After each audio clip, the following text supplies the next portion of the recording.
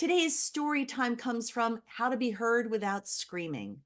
My book walks you through 31 different communication exercises on a daily basis. And I'm going to go to day 22 today, and maybe this will help you out in the week ahead.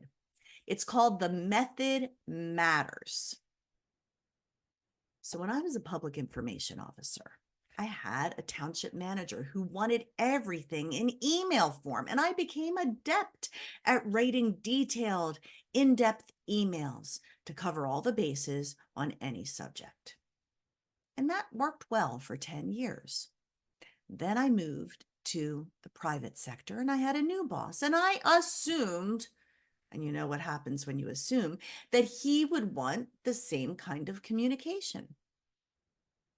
After several months of my frustration mounting, because I would show up in meetings and they'd bring up something and I had addressed it in an email 2 weeks before that apparently nobody had read, I was getting kind of grumpy. So finally, I said to my boss, why isn't anybody reading my emails? And particularly, why aren't you reading my emails?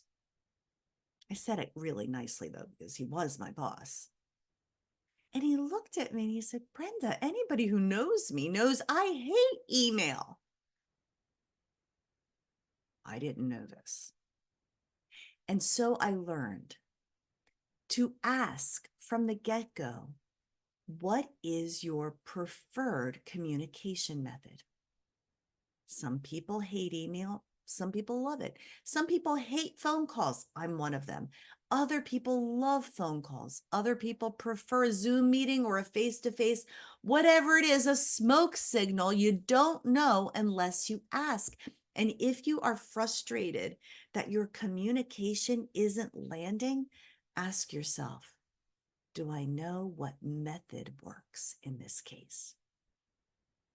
That's just one page from How to Be Heard Without Screaming, a book that will help you find your voice and use it skillfully in 30 days, 31 as a bonus.